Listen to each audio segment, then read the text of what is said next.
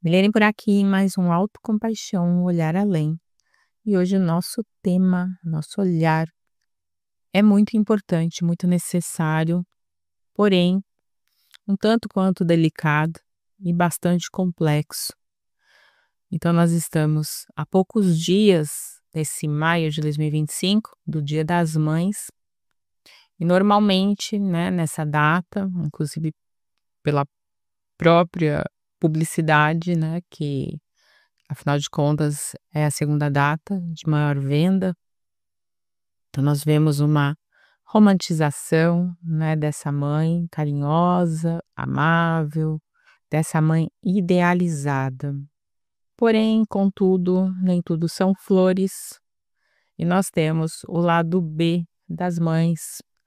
Na verdade, pode até ser de toda mãe, né, que algum aspecto, né, às vezes se sobressai.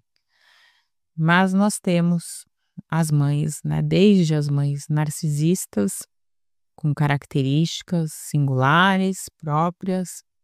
Nós temos as mães com outros distúrbios, com outras questões psiquiátricas, mas que trazem também o traço narcisista. E nós temos em geral, né, para todo mundo que está aqui vivendo nesse sistema patriarcal, nós temos sempre, de alguma forma, algum resquício, alguma sequela desse patriarcado. Então, praticamente, né, ninguém está tão imune a esse lado B da maternidade.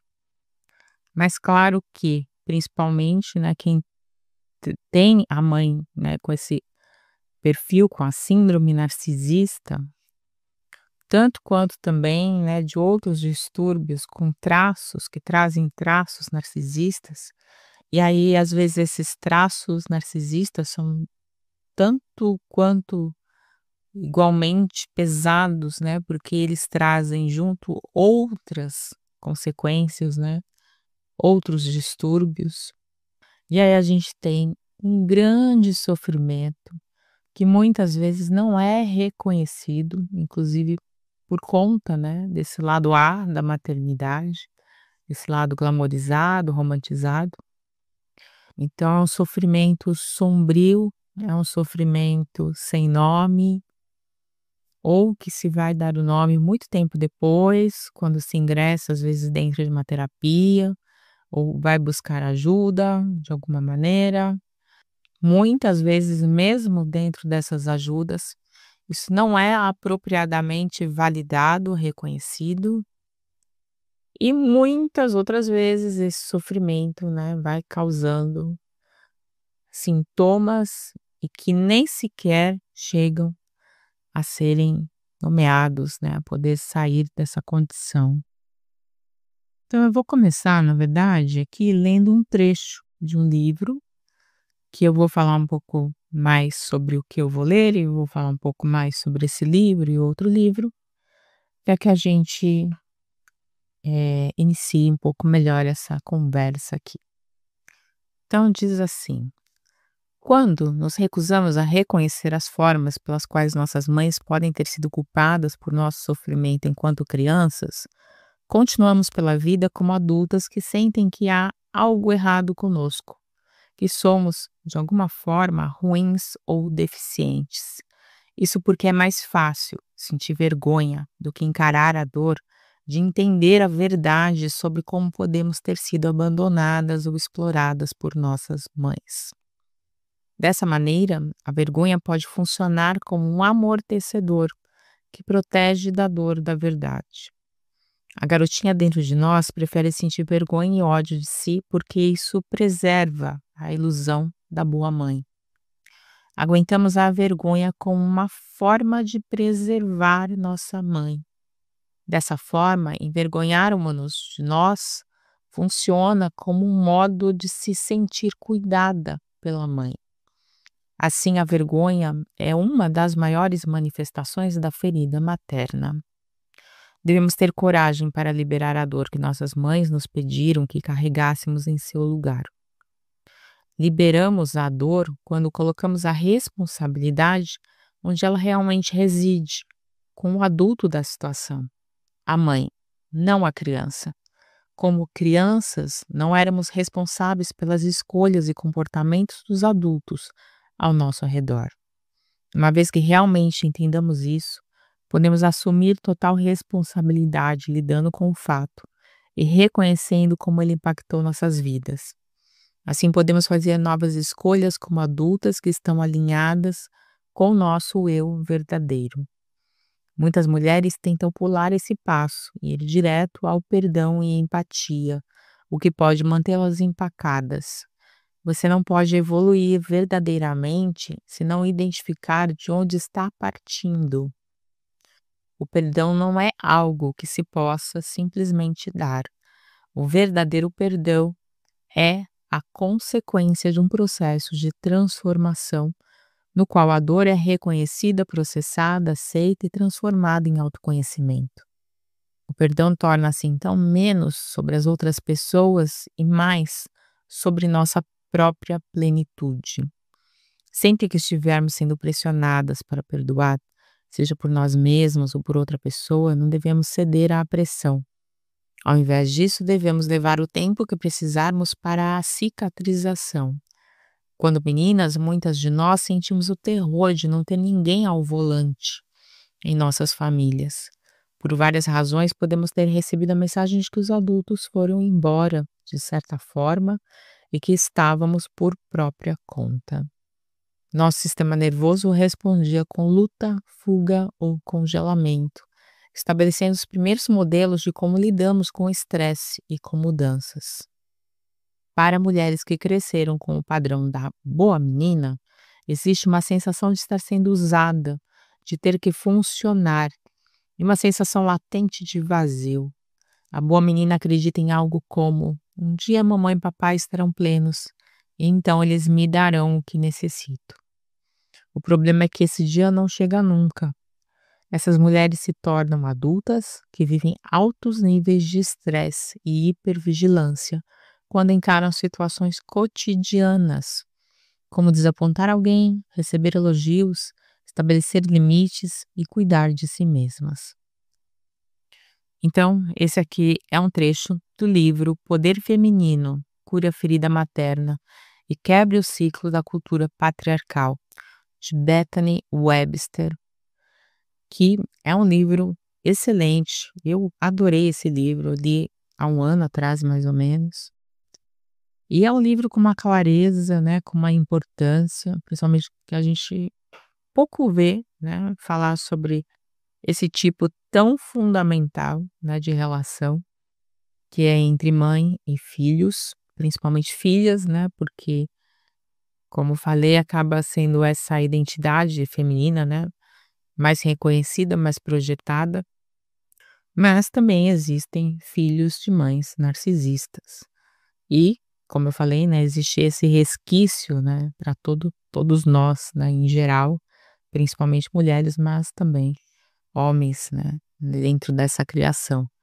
E existem outros, né, tantos problemas aí também na questão dos homens, né, que aí a gente não vai entrar aqui nesse assunto. Então, quando nasce uma mãe, né, nasce também uma sombra, essa sombra da maternidade, essa sombra transgeracional.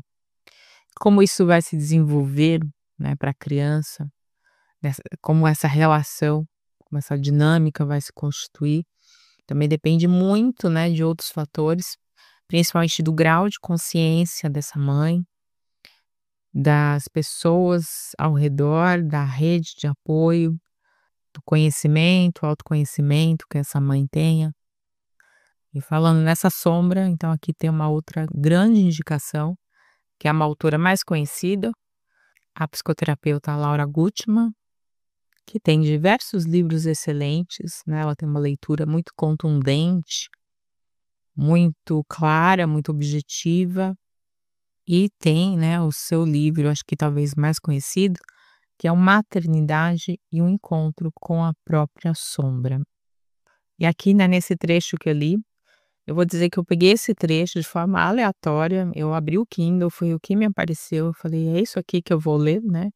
porque tem trechos maravilhosos, né, nesse livro. É muito amplo, além dela contar, né, sobre a própria história também. Então, dentro desse trecho aqui, a gente já vê quanta coisa, né, que tem. Ela fala dessa vergonha, então, assim, como outros tantos sintomas, nós não temos esses sintomas à toa, assim como o controle, como a questão da culpa. Esses sintomas são funcionais, então eles preservam algo. Então, aqui, por exemplo, a vergonha, ela está falando, né, desse sistema amortecedor, que sem essa vergonha, a imagem dessa mãe idealizada se partiria, causaria outros problemas pelos quais muitas vezes não se tem apoio.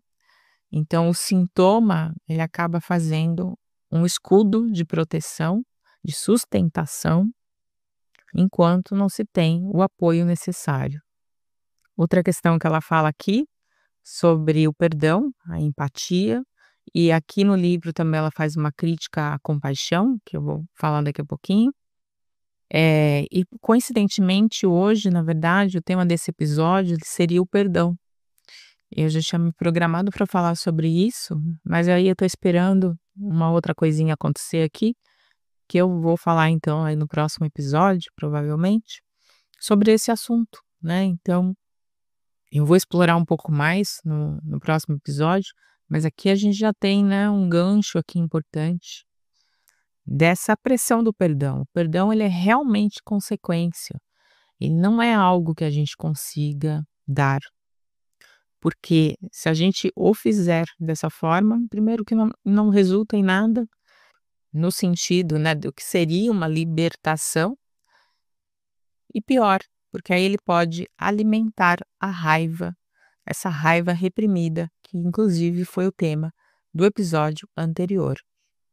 Então a gente precisa passar pelos processos, a gente precisa encarar as nossas dores. E aí eu comentei, né, que ela faz uma crítica à compaixão, e aqui é aquela compaixão rasa, né, então eu acho que a minha única crítica a esse livro, porque, realmente ela aponta um pouco mais sempre para a questão da mãe, né, então ela está falando sobre o patriarcado, mas ao invés dela apontar mais para esse pano de fundo, ainda fica um tonzinho um pouquinho amargo, né, nesse sentido direto da mãe. Então assim, a mãe também sofreu, né, as avós também sofreram, nossas bisavós, tataravós, porque nós estamos há 2.500 anos, minimamente, dentro do período do sistema patriarcal. É pela opressão que essas mulheres todas sofreram e sofrem, que essa sombra é cada vez mais alimentada e projetada. Então, quando nós já recebemos esse sofrimento inominável, absurdo, e sorte de quem pode conseguir nomear, conhecer e ter a chance de cura dentro desse sistema. Porque nossas mães, muitas não tiveram, nossas avós não tiveram, bisavós menos ainda, e por aí vai. Então, quando existe ali realmente uma crítica, né, da Bethany, a empatia, a compaixão, a gente entende por esse lugar onde a compaixão, né, ela aparece como o lugar de não não ter o significado importante dessa palavra, que é de estar com o sofrimento, com o significado anterior à compaixão, que é implícito em se ter autocompaixão, onde você reconhece o seu sofrimento. E não aquilo que passa, né, ao lado, aquilo que passa a mão, né, sobre a cabeça das pessoas e das coisas, né, como se, invalidasse o nosso sentimento, como se invalidasse aquilo que a gente sofreu, e não é por aí, né. Então, o dentro do livro, a compaixão tem sim um significado bastante raso, então é minha crítica ali, né, a respeito da compaixão. Mas é um processo que requer muita compaixão, muita autocompaixão para que essa reparentalização possa acontecer, ou seja, essas necessidades que não foram atendidas e esse autocuidado emocional. Claro que é muito importante, principalmente em casos onde essa mãe, né, se fez mais narcisista, que tenha um apoio terapêutico, um agente compassivo e que seja também especialista em questões de trauma, que a gente está falando, sim, de um trauma de desenvolvimento, onde o trauma vai acontecendo, né, de forma repetida e crônica. Então, a gente precisa de uma gama, né, de instrumentalização para que esse trauma possa se processar e amparar tantas outras consequências e sequelas dessa vivência onde faltou tanto. E eu desejo, né, que você tenha um feliz Dia das Mães, que a gente compreenda de fato, né, que as pessoas, nossas mães, nossos cuidadores, fizeram aquilo que sabiam fazer, que também não sabiam o que fazer com as suas dores, com as suas aflições, que não tiveram a ajuda, que estavam inconscientes, né, numa escuridão que muitas vezes ainda estão. Então, que a gente tenha compaixão, mas que a gente não se ausente da nossa autocompaixão, que a gente valide o nosso sofrimento e que a gente encare essa busca de regressar ao nosso eu verdadeiro, nessa conexão conosco, com tudo aquilo que a gente realmente pertence e merece. E até no próximo episódio.